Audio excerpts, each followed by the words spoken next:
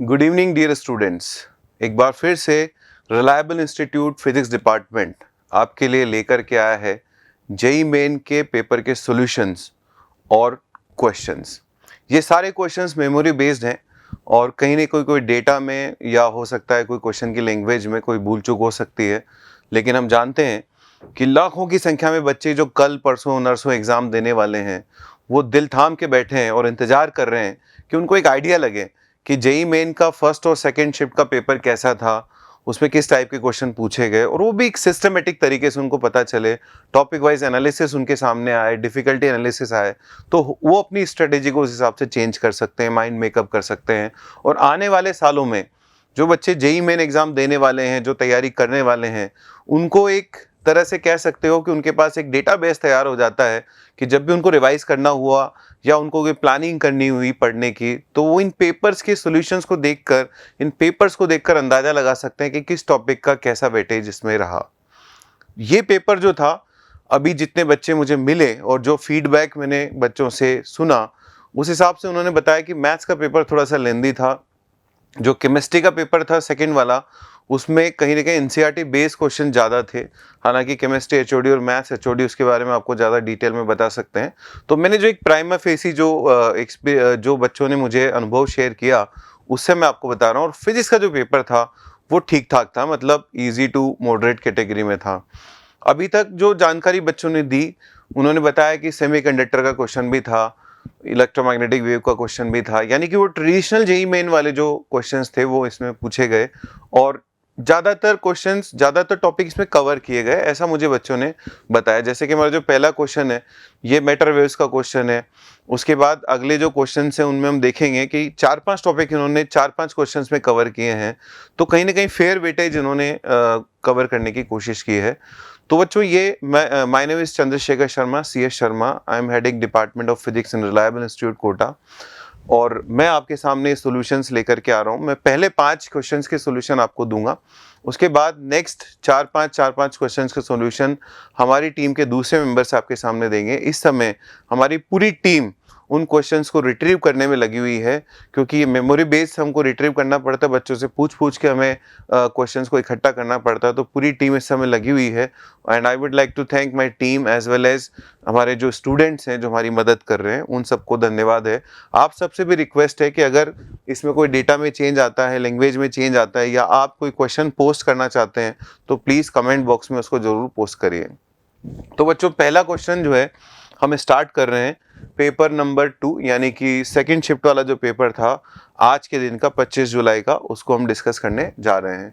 ये proton is accelerated bye potential difference of Vp and neutron is by Vd, and the ratio of de Broglie wavelength of proton and deuteron is 1:√2। Basically मेरे को ऐसा लगता है deuterium ion होना चाहिए। अब बच्चे ने लैंग्वेज तो ड्यूट्रॉन लिखवा दिया, तो this must be deuterium ion. तो इनका जो चार्ज होता है बच्चों, दोनों का प्लस ई चार्ज होता है, लेकिन इसका मास अगर m है तो उसका मास होगा ट्वाइस ऑफ m। मास में फर्क है। डी ब्रोगली वेवलेंथ का जो आपको रेशियो दे रखा है, हम जानते हैं डी ब्रोगली वेवलेंथ जो है लेमडा, वो होती है h/p,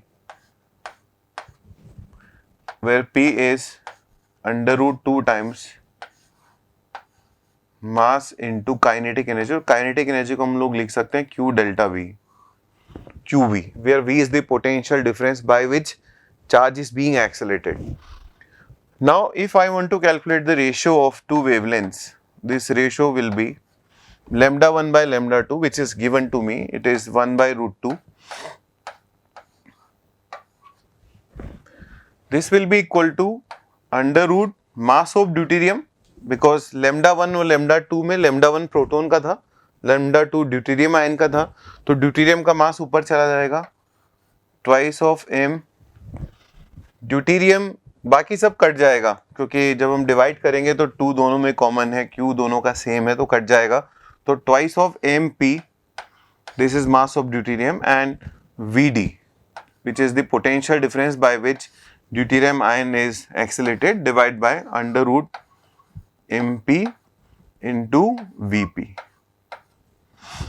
mp से mp कैंसिल हो जाएगा and VD divided by VP will be equal to 1/4. हम चेक कर सकते हैं VD by VP will be 1/4, square कर दिया मैंने दोनों तरफ, तो देखते हैं कौन सा वाला आंसर मैच करता है। हमें VD by VP नहीं चाहिए था, हमें VP by VD चाहिए था, लेकिन एक्चुअल क्वेश्चन में क्या था वो आप देख लेना। आप देख सकते हैं VD by VP 1/4 है, तो VP by VD will be 4/1 and the correct answer according to this language will be 4/1।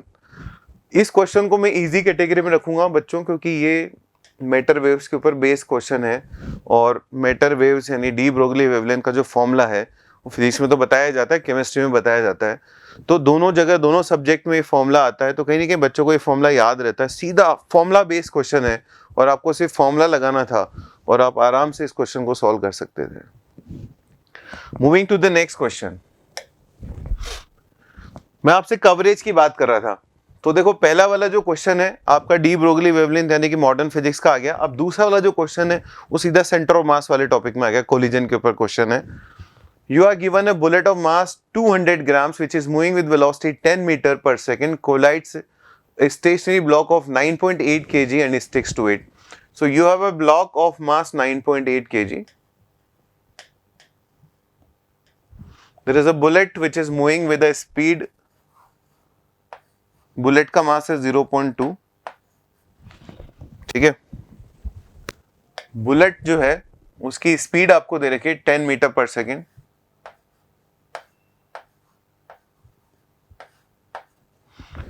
दोनों कोलिजन के बाद एक साथ चलने लगते हैं and the combined mass is 10 and the combined linear momentum is same as previous. अगर मैं इसके लीनियर मोमेंटम की बात करता हूं, इसका लीनियर मोमेंटम आता है 2 और इस सिस्टम का लीनियर मोमेंटम भी आएगा 2। इसका मतलब कोलिजन के बाद जो फाइनल स्पीड होगी सिस्टम की, बुलेट इसके अंदर फंस चुकी है and the final speed will be 0.2।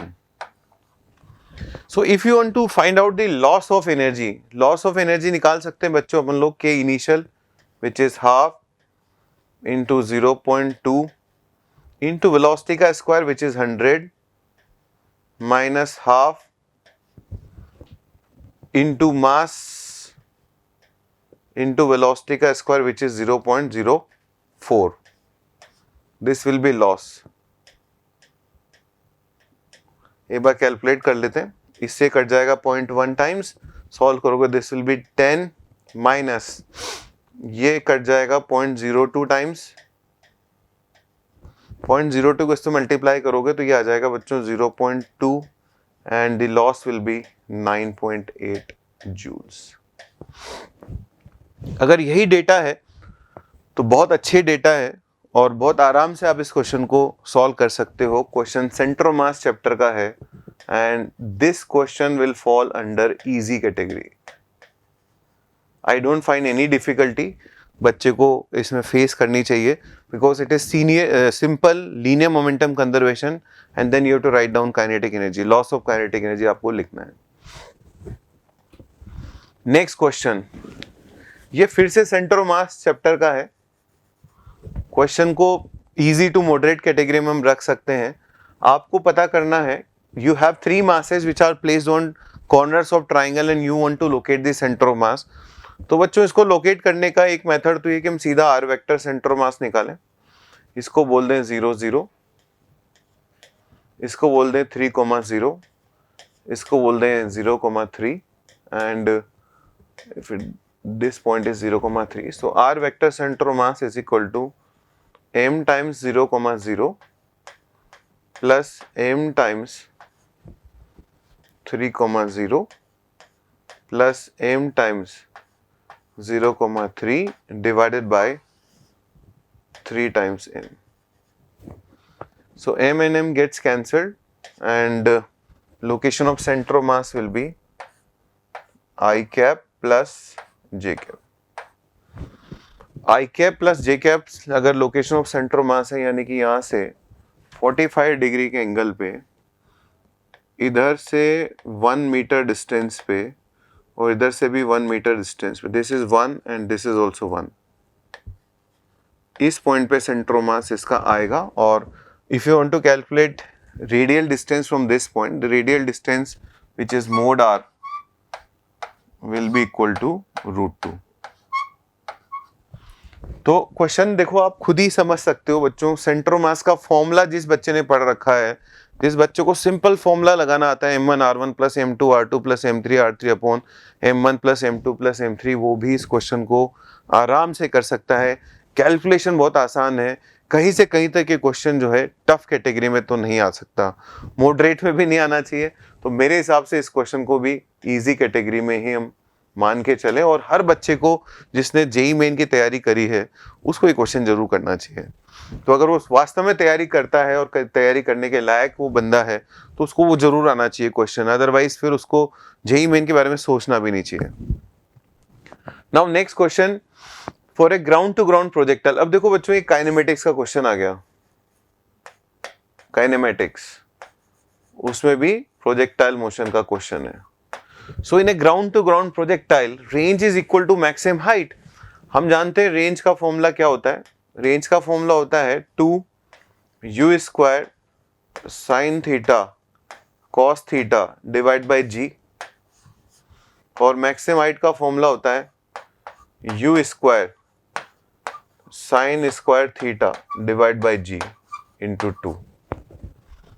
आप इन दोनों कंपेयर कर सकते हैं, u² से u² कट गया, g से g कैंसिल हो गया, साइन थीटा से एक साइन थीटा कैंसिल हो गया because theta is not equal to 0, so tan theta will be equal to 4. So the angle of projection for the given situation is 4. Again formula based easy question, सीधा formula. In fact कई जनता को तो पता होता है, लोगों को पता होता है एक फॉर्मूला डायरेक्ट कि रेंज और मैक्सिमम हाइट का जो रेशियो होता है h और r, वो होता है tan थीटा डिवाइड बाय 4। जनता इस फॉर्मूले को भी याद रखती है। This can be alternate method for the same question. तो अगर आपको ये याद है तो आप सीधा देख सकते हो, और कोई बहुत रॉकेट साइंस नहीं है।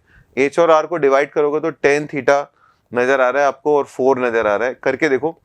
h और r को जब आप डिवाइड करोगे तो यहाँ पर आपके पास बचेगा sin² थीटा डिवाइड बाय 2, और वहाँ पे बचेगा 2 sin थीटा cos थीटा। तो कई बार जनता इसको रट लेती है कि h और r का जो रेशियो होता है tan थीटा बाय 4 आता है, एंड अगर ये दोनों बराबर दे रखे हैं तो tan थीटा को डायरेक्ट आप 4 लिख सकते हो। तो ये भी एक इजी कैटेगरी का क्वेश्चन था। अभी तक आप देख सकते हैं लगभग हर क्वेश्चन जो हमने डिस्कस किया है बहुत आसान क्वेश्चन था, और जो बच्चे कल और परसों एग्जाम देने वाले हैं वो अपने दिमाग को इस तरह से मेकअप करके जाएं कि आपको उसके अंदर वो वाले क्वेश्चन चुनने जो स्कोरिंग है। तो ये मुझे लगता है ये सारे वो स्कोरिंग क्वेश्चन है जो सबसे पहले हमें करने चाहिए ढूंढ करके। उस क्वेश्चन में हाथ नहीं डालें जो या तो आपने नहीं पढ़ रखा है वो टॉपिक, या आपको लगता है कैलकुलेशन लंबी जाएगी, या आपको लगता है कि थोड़ा सा कॉन्सेप्ट जो है टेढ़ा मेढ़ा है। कोई ऐसा टॉपिक जो आपको पसंद नहीं है उसके टॉपिक के क्वेश्चन को थोड़ा सा लेट उठाएं।